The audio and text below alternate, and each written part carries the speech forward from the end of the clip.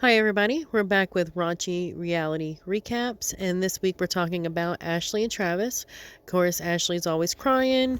Um, the last time we saw them, they were at a bar. Ashley kind of lost it in the bar's parking lot and threw her shoes, got upset. Of course, got drunk. You know, like a young 20-something-year-old, not something that a woman her age should probably be doing in a bar parking lot. But anyways, so they decided to move in with Travis's mom. So when we see him this episode, they are pulling up down the street, and for some reason they don't deflate the floaty. I don't understand this at all. Like, deflate the floaty, put it in the back. I don't know. She has like a weird thing with the floaty, or this is just gonna be her calling card, I guess. But anyways, they pull up with a floaty, dog in tow, and Travis's mom comes out to greet him. She seems like a nice lady, kind of, you know, probably too attached to her son, but hey, she hasn't seen him in I think over 10 years, so she wants to spend time with her son. I completely get that. So anyway, she comes out to greet them, says hi to Travis and everything, and then tries to go say hi to Ashley, but Ashley completely avoids her, which, come on, man, it's kind of rude. The lady's letting you live in her house rent free while you try to figure your stuff out, okay? So you should be nice to the lady. But anyways, apparently Ashley is still upset about Travis telling her that his mom didn't want them to get married, which, and as she was discussing in a previous episode, is completely valid, seeing how Ashley, they both don't have any steady job, they both don't have a place to stay. It's like, this would be something coming out of the mouth of teenagers, not people in almost about to be 40 and in their 40s. So anyways, Ashley's mom comes out to apologize to Ashley, which I don't think she even had to do. I wouldn't have. But before she even, comes out to apologize, Ashley sits there and says, well, who do you think you are, telling him what he can't do?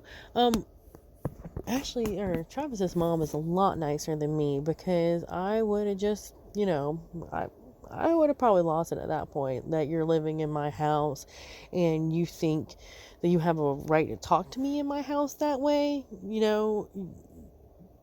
You're living in a house of your boyfriend's parents. So, girl, you need to step down just a little bit off that pedestal you think you were on, because, you need to be a little bit more humble than you are with your pool floaty. But anyways, so, and she also apologized to Travis as well, but Travis is a lot more nicer about it, because apparently, even being in jail, Travis seems like he was raised with more manners than Ashley. Or, I don't know, maybe it's just jail that did that, who knows. But anyways, they end up apologizing and, hugging it out. And then Travis comes in, looks like, he's basically tired of the crap, don't want to get in the middle of it, but they end up hugging out. And then Ashley, like, mentioned something about, oh, threesome, which is, God, that's weird. Anyways, so they end up hugging it out. Ashley makes the situation completely awkward. Of course, she looks like her eyes are all poofy from the night before when she was crying, throwing a fit in the parking lot. And they end up hugging it out. Well, his mom, says, Ashley may be a princess, but I'm the queen. And, well, that just says the whole situation right there, that, it is her house, but she does have, like, a little strong attachment to her son, so hopefully she can figure that out. But anyways, they end up, the next scene, Ashley, for some reason's like, oh, I'm 3 weeks late on my period. So, of course, Travis looks like he's, just completely drained and confused, and probably like his life is flashing for him, because in front of him, because he just got out of jail and now he's living in his mom's house that he wasn't expecting to, don't have any money. And now she mentions about how, I might be pregnant. Didn't both of y'all think that it might not be a good idea to I'm not saying you did have unprotected sex, but if you did, you should have known better. And with Travis, I mean, dude, unless you were wrapping it, if you weren't wrapping it up or y'all weren't using any kind of protection, don't act so surprised, dude, because, I mean, come on, we all know what happens when you do it. You could have a baby.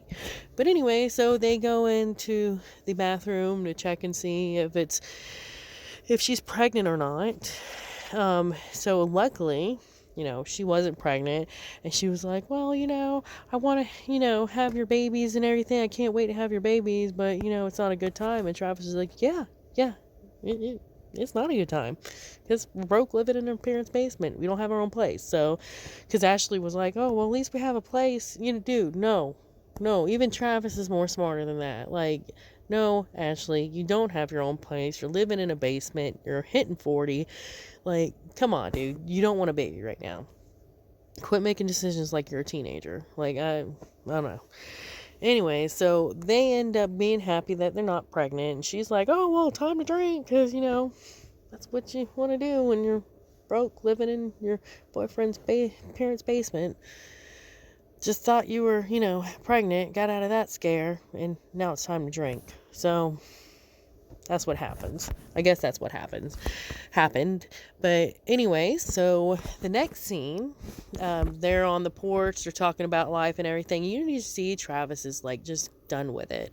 And he ends up saying, in one of the cutaway scenes, when they're interviewing him, that, now that, the money's a problem, it's kind of the relationship is kind of a problem, so basically saying that, listen, Ashley don't have no money, I can't deal with her, which is basically it. He was riding that train, which a lot of these people on these shows do.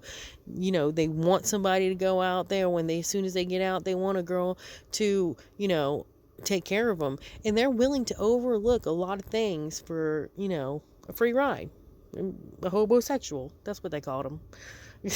On the means they're looking for a free ride, so they don't care if they're attracted to them. They don't care if they have if they deal with a crazy attitude or personality, as long as they're getting taken care of, where they don't have to have a job. So now that money's running all out, he's don't want to put up with her crap, which I wouldn't put up with her crap, even her paying my way at all. So, but anyways, it shows that they come back and they say that Travis and them broke up.